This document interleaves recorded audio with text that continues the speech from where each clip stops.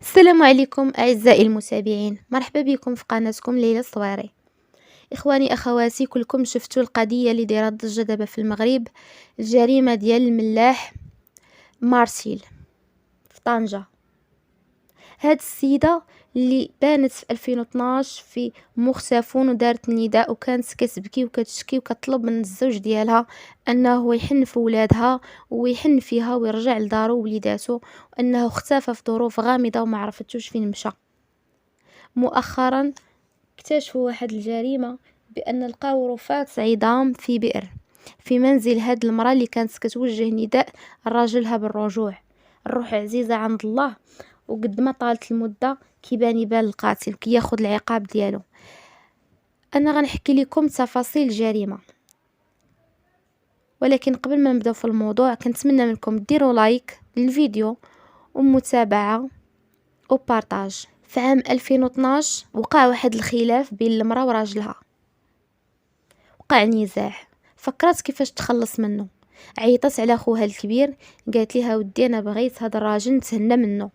فكروا خطوا شنو غنديرو، اجوا نصفوها ليه وفين غنتاو الجثه ديالو في واحد البير عندهم في الكراج، بحكم انه كيبيع هادشي ديال مواد البناء.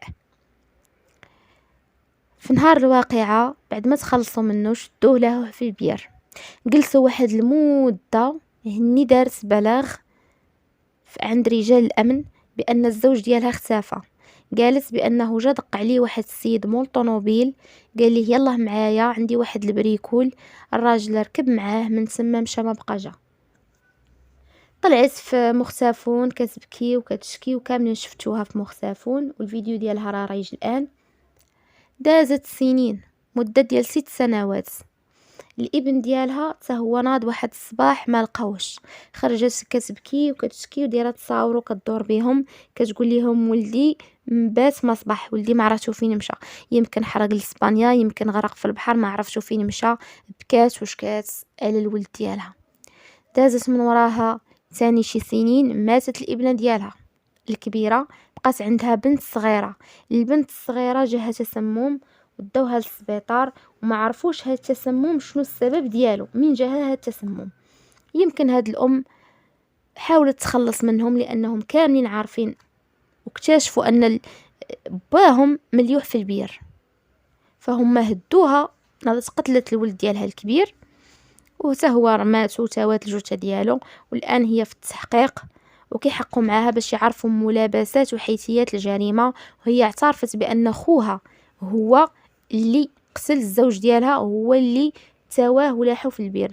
ودابا كيحقوا معاها باش يعرفوا السبب ديال الابن ديالها فين مشى، والسبب ديال البنت ديالها كيفاش حتى هي ماتت. خوتي خواتاتي، هاد الشيء ولا كيخلع الثقه، ما بقاتش في هاد الزمان. من يولاو من اقرب الناس اليه كيصفوك ويديروا نداء في مختفون. اغلبيه كلهم هاد الناس اللي دايرين في مختفون خاصهم يحقوا معاهم، حيت الاغلبيه ديالهم يقدروا يكونوا قاتلينهم وجايين حتى هما كيبحثوا عليهم وكيسولوا عليهم.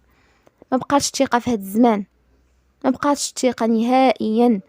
قالوا بعض المصادر بان الولد ديالها عرفها بانها قتلت باه، وبقى يستفزها وبقى كيقول لها عطيني الفلوس عطيني الفلوس عطيني الفلوس، حتى سات ليها الجيوبه مفكرات هذا الولد غيفضحني وغيشوهني وغيصيفطني للحبس. اجي ندير اجي نصفيها ليه.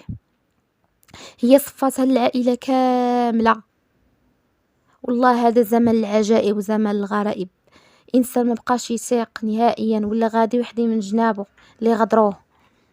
خوتي خواتاتي، كنتمنى منكم تبارطاجيو الفيديو وديروا لايك وكومونتير، وبسلام عليكم.